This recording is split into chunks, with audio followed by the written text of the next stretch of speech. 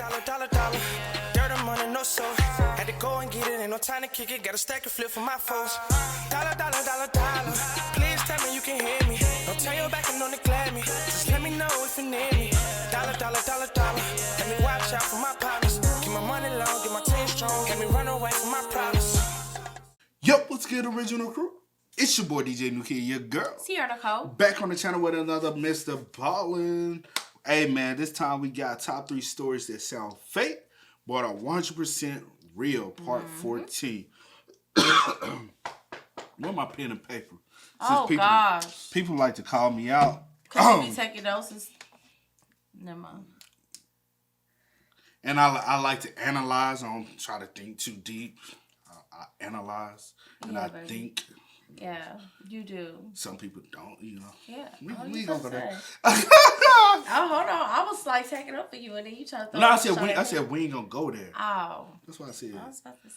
So with that being said, I know y'all ready for it. Yeah, I'm ready. So let's go. Make sure you check out the links in the description box. Down below. You already know where to go, man. You want the first part, you gotta do it. Check out down below. Also, if you enjoyed today's video, lock it in with a thumbs up for us, man. But you ready? Yes, I'm ready. Let's go. Apologies in advance for my nasally voice. I've had some pretty bad allergies over the last couple of days. As she said, we feel you. We feel. I don't even know whenever this was. But she worse than me, but I picked up whatever she got. Don't say like that. But come on, let's get into it. So we apologize as well. And it just hasn't cleared up. Sometimes the truth is stranger than fiction. And today we're going to look at 3 stories that demonstrate that. But before we get into today's stories, if you're a fan of the strange, dark, and mysterious delivered in story format, then you come to the right place because that's all we do, and we upload 3 or 4 times every week. So if that's of interest to you, please ask the like button for a bite of their sandwich, and when they say yes, proceed to pack the biggest bite possible into your mouth. Also, please subscribe to our channel and turn on all notifications so you don't miss any of our weekly uploads. All right, let's get into today's stories.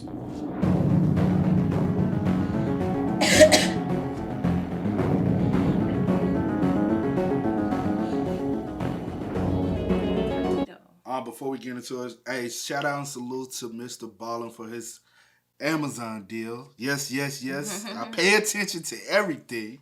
So salute to a creator that's making moves, bro. We got to salute it first, bro. People who live on Andover Street on Detroit, Michigan's east side will be the first to tell you that the area is known for constant drug activity. On Thursday, November 9th, 2017, 2 Detroit Special Operations police officers began an operation known as a push-off on Andover Street. A push-off is when undercover cops pretend to be drug dealers, and then when customers come up to them and try to buy drugs, they arrest them and seize their vehicles. These particular officers that would be doing this push-off had been undercover for some time in the area, and so they had a local drug house they used for these types of operations. At some point that day, 2 potential customers came up to the fake drug house. They knocked on the door, and the undercover police officers opened up. They invited them inside, and then once these customers were inside sitting down, they asked the undercover cops if they could buy some drugs. And as soon as the cops heard this, they whipped out their badges, they drew their guns, and they ordered them on the ground. But these potential customers, they didn't get on the ground. Instead, they whipped out their badges and drew their guns, and they said, no, you get on the ground. Because it would turn out these customers were actually undercover police officers too, but they were from a different precinct, and so neither groups had any idea about the other. They had no clue that they were both undercover at the same time. Both sets of undercover cops were so surprised by what was happening that instead of firing shots at each other, they just stayed in this really tense standoff, like that famous scene from The Office where they're all pointing guns at each other and they're trying to figure out who the double agent is. And so the police are doing that, periodically hurling insults and threats at the other side in an attempt to get them to stand down. But when neither side stood down, they all just eventually lowered their guns and then proceeded to beat the living crap out of each other. After the dust finally settled and all the haymakers had stopped, the 2 groups of police realized their mistake and apologized to each other. Luckily, none of the officers were badly hurt from this mix-up. However, 2 officers did have to go to the hospital, but for very minor injuries. One had a black eye and the other had a split lip. While Detroit's own chief of police and the media and the public at large have all come out and said this snafu was a total embarrassment, others have said the officers involved might deserve a little bit of credit. Because after all, their job was to be undercover, and apparently they were so good at being undercover that they didn't even know the other group was undercover too, and vice versa. So perhaps they were just too good at their jobs. You be the judge. I mean, You when be you the think judge. about it like that, I mean, yeah, they did their jobs well. The job is to be undercover and not blow your cover. So, and they did that. But I'm wondering why it's so long that y'all not put y'all guns down. It's like, y'all... Because you like, what? Because your mind, like, first of all, like, no, I'm undercover. No, I'm undercover. I'm supposed to be here doing, you know what I'm saying? Did nobody tell me you was going to be here? What time, you know, you like, I don't know. Like, I guess you just don't really like... I probably would have been the same way. You kind of like in shock. Like, you just like, what's the world? What's happening? But it's so funny. What's crazy to me is that even after y'all realized that y'all both undercover, y'all still proceeded to fight, beat each other up. Like, what? Like, what are we doing? This is the top 3 stories that sound fake. That's crazy. That sound like some stuff that only made for TV. That right? Like you were like. Right. And that's how y'all know y'all got too much stuff going on in Detroit. But I guess when you do think about it overall, like to the, you know, like at least nobody got stuff, shot. yeah, no one got, you know, seriously hurt, Yeah, you know, whatever. yeah. But it is still kind of embarrassing, you know, it's like, you know what I'm saying? But I don't know. So you got laughing, Yeah. man. The following story was pulled from a 1997 article in the British Medical Journal. The article was written by the psychiatrist who treated the patient, who will be the focal point of this story. The only reason I bring this up is because this story truly sounds made up. And it's not. One night in the winter of 1984, a healthy middle-aged woman, who we'll call Brenda for this story, was at her home in London reading a book when she suddenly heard a voice in her head. It said, "Please don't be afraid. I know this must be shocking for you to hear me speaking to you like this, but this was the easiest way I could think of. My friend and I, we used to work at the Children's Hospital, and we would like to help you." Brenda couldn't believe what was happening. She had never heard voices in her head before, and this voice that was speaking to her, it was so clear, and it did not sound like any voice she had heard before.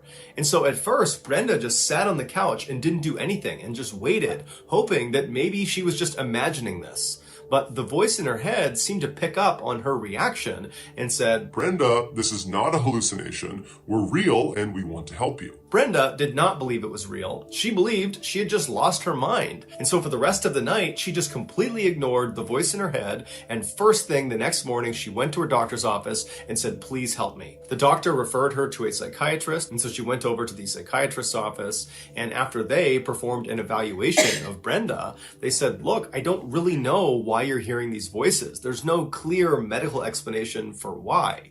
And so Brenda was ultimately diagnosed with something called functional hallucinatory psychosis, which basically means Brenda was hallucinating, but there was no clear reason why. The psychiatrist began treating Brenda with an antipsychotic drug as well as with supportive counseling. Over the next couple of weeks, as Brenda diligently took her medications and went to her appointments, the voices eventually stopped. And so Brenda went into her psychiatrist's office and she said, "Doc, you've saved me. The voices are gone. I'm so happy." And the psychiatrist would later recall that Brenda was visibly relieved. It was obvious that she was not making this up, that she really believed that she had these voices and now they were gone.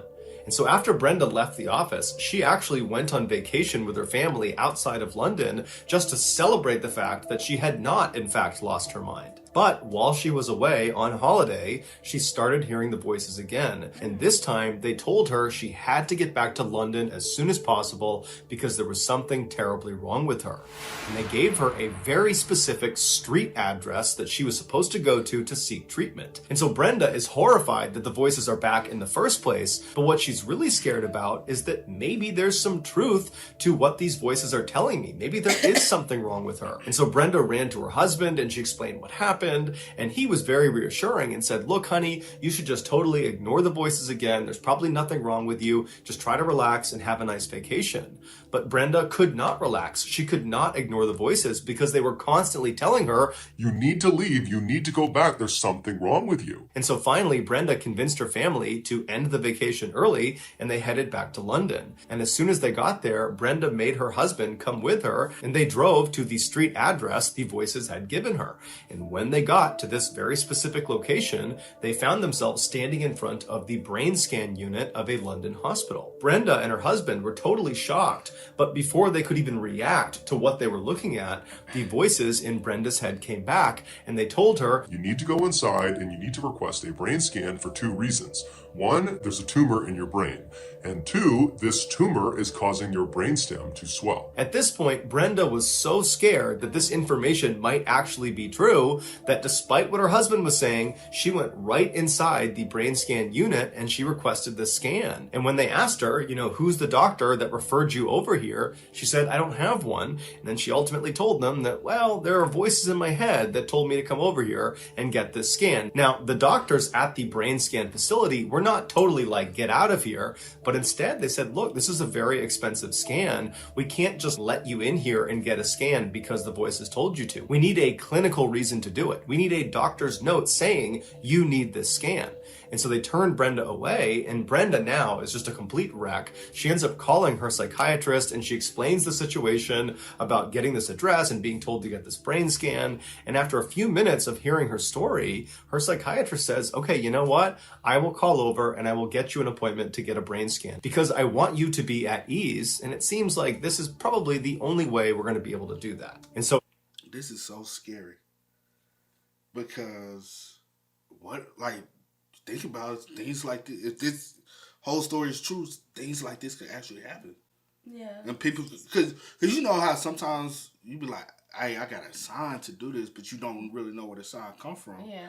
And it's not like necessarily, but something is pushing you into a direction. And you just like why? Because do you ever catch yourself guessing why you into this or why you went to this? Yeah, like I don't know, man. Yeah.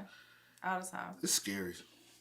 Want you to be at ease, and it seems like this is probably the only way we're going to be able to do that. And so after this conversation, the psychiatrist got in touch with this hospital and he requested the brain scan for Brenda, and about a month later, Brenda went in, she had the scan done, and sure enough, she had a brain tumor and her brainstem was swollen. The doctors couldn't believe it because Brenda was showing absolutely no signs of having this condition.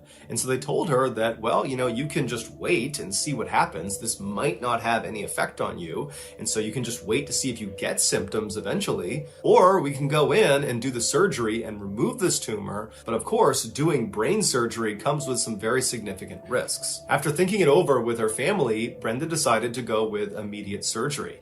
And after telling her doctors as much, the voices in her head told her that she had made the right decision. A couple of days later, Brenda went in and her surgery was a huge success. After she regained consciousness in the recovery room, the voices spoke to her. They said, we are pleased to have helped you. Goodbye. After that, Brenda never heard the voices ever again, and she never had any complications from the surgery or from the tumor. And to this day, the medical community still has no idea who those voices in her head really were.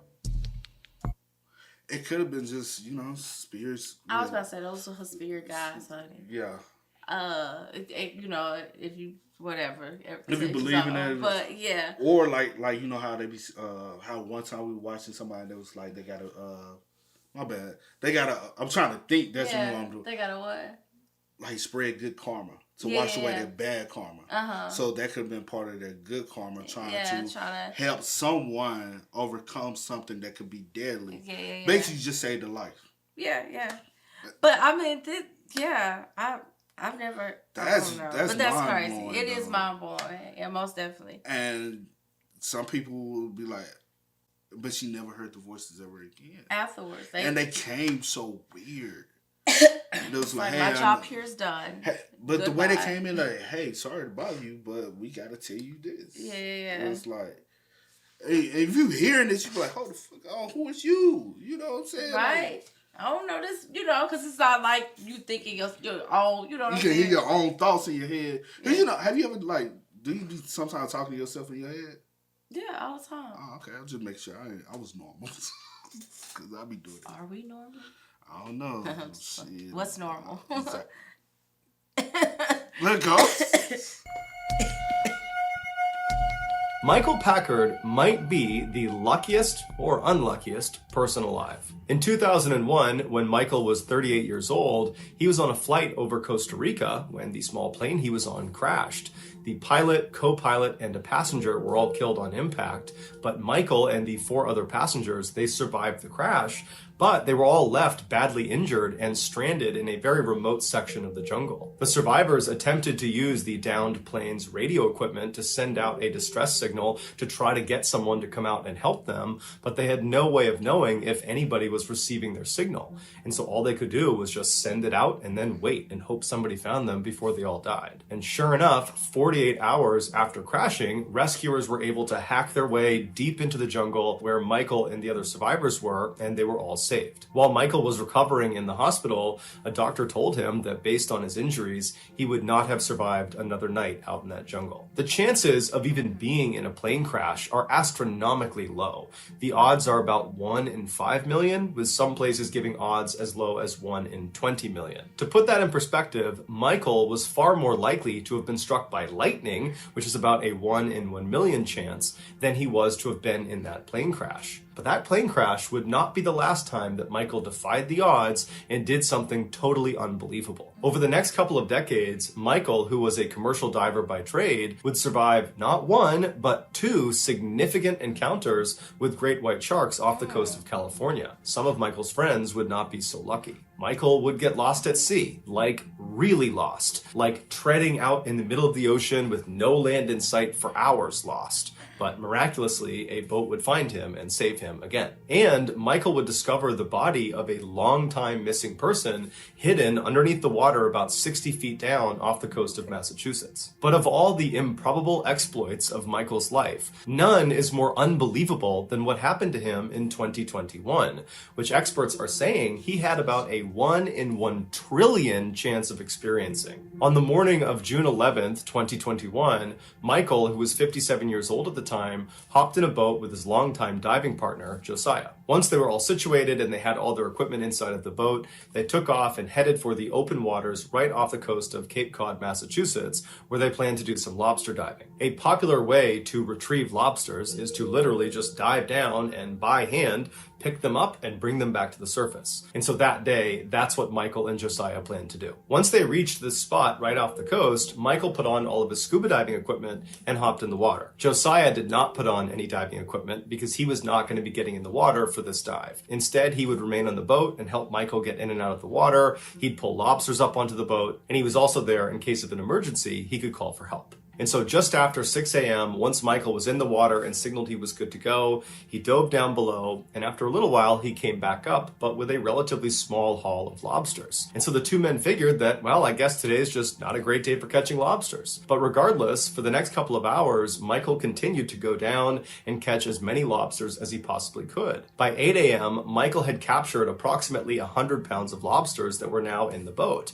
And so Michael and Josiah were actually starting to feel pretty good about this particular trip. And so Michael decided he would go back down one more time and try to get just a few more lobsters before they called it a day. And so Josiah remembers watching Michael, who was in the water, as he put his mouthpiece back in. He signaled up to Josiah that he was good to go, and Josiah watched as he disappeared below the surface. The water was very calm, and Josiah is just kind of scanning out across the water, and then all of a sudden this eruption of white water came rushing up to the surface right where Michael had gone down below. And so right away, Josiah leaned out over the edge of the boat to see if he could look down and see his friend, but he didn't see Michael anywhere. Instead, he saw something massive moving around underneath them. After Michael had broken the surface on this final dive down to get more lobsters, his plan was to sink down to the bottom of the ocean at about 60 feet and then go hunting for lobsters. But when he had descended to about 45 feet, he felt something smash into him from behind that felt like a truck hitting him, and then everything around him went totally pitch black. The The impact of whatever it was that hit him had caused his mouthpiece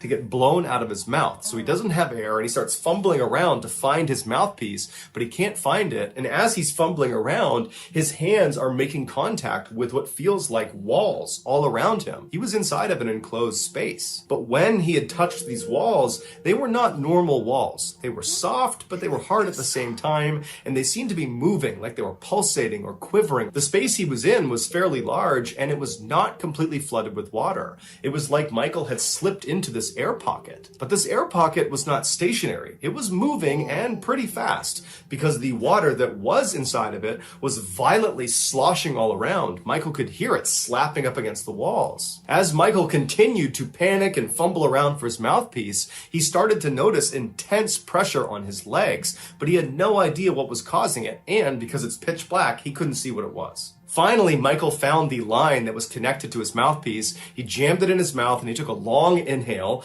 and now that he could breathe again, he had this horrifying thought. Have I been swallowed by a shark? He instinctively began feeling around for the shark's teeth, but there were no teeth inside of this space. Instead, it was just these walls that continued to shift and move all around him. And that's when it dawned on him. He had been swallowed, but not by a shark. He had been swallowed by a whale. For nearly 45 seconds, Michael was trapped inside the closed mouth of a humpback whale. Despite their enormous size, they can be up to 60 feet long and weigh up to 70,000 pounds, they only eat small fish. So when this particular whale realized Michael was not a tiny fish, it began violently swinging its head side to side to try to dislodge Michael, and that caused that eruption of white water to go to the surface that Josiah saw. And after a few good shakes, Michael was spat out of this whale's mouth. Michael remembers suddenly being in the open water with enough light coming down that he could see around him. The water was very turbulent and churning, and he recalled as he made his way to the surface, looking straight down and seeing the tail fin of this enormous whale swimming away from him. Michael made his way to the surface and he flagged down Josiah, who boated over to him. He pulled him back into the boat, and Michael, who was totally traumatized by what happened, could only say to Josiah that he was inside of it